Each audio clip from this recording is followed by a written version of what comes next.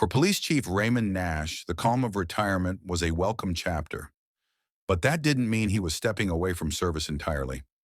After 32 years in uniform, most recently as the city's chief of police, Ray finally settled into a peaceful suburban development called Cypress Glen, a gated neighborhood surrounded by walking trails, trimmed hedges, and neatly worded HOA newsletters. Still, Ray wasn't the type to sit still. As part of his post-retirement work, he founded a private security consultancy, ShieldLink Services.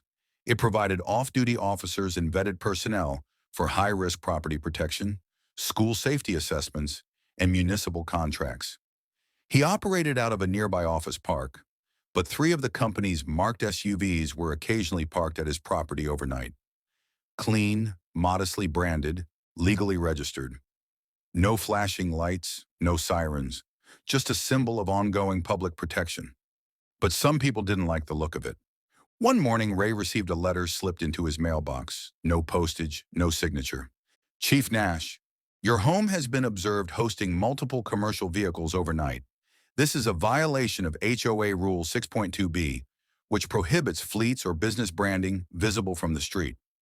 Daily fines of $150 will be assessed beginning immediately unless the vehicles are removed. Ray raised an eyebrow. Fleet? He muttered aloud. 3 SUVs? Parked in my own driveway? He reviewed the HOA bylaws and found the rule was vague. Fleets weren't clearly defined, nor did it differentiate between prohibited advertising and essential service vehicles. It was a gray area, and the HOA board was clearly interpreting it however they liked. Ray reached out to the HOA president, Leonard Grove, a retired banker with a flair for authority. Mr. Grove, Ray said politely, those SUVs are part of a licensed protective services agency. They're legally registered, insured, and used in coordination with law enforcement. That may be, Grove replied, but we've had complaints. This is a residential community, not a patrol yard. With respect, your rule book doesn't define what constitutes a fleet, and ShieldLink isn't just any business. It's operated by licensed peace officers. We support public safety. That should matter. Well, that's your interpretation. We'll stick to the fines. Ray took a deep breath and got to work. He gathered his documentation, the LLC license, the state certification for his security operations, vehicle registration, insurance declarations, and, crucially, letters of support from the local police department and city manager, stating that ShieldLink was a verified public-private partner.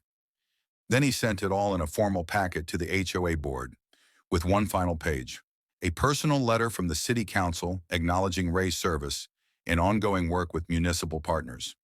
He included a copy of his official retirement certificate, which read, presented to Chief Raymond Nash, 32 years of honorable service. A few days later, he received an invitation to speak at the next HOA board meeting. Ray arrived in civilian clothes, calm and composed. As a homeowner, I respect the need for community rules, he began, but those rules need to be based on facts, not fear. My vehicles aren't commercial delivery trucks. They're not an eyesore. They're tools of protection, driven by professionals who've served your city. He paused. And frankly, I'm surprised this board would penalize public safety presence over aesthetics. One of the board members, a retired firefighter, chimed in. Wait, you're the same Chief Nash who led the flood response back in 19? Ray nodded. The room shifted. The tone softened. By the end of the meeting, the board voted unanimously to revise the policy. Any vehicle used by licensed peace officers or first responder services would be exempt from fines provided they met cleanliness and operational standards. The HOA sent a formal apology, and the fines were dropped. Today, Ray's ShieldLink SUVs still sit quietly in his driveway at night, but now they're greeted with nods, not complaints.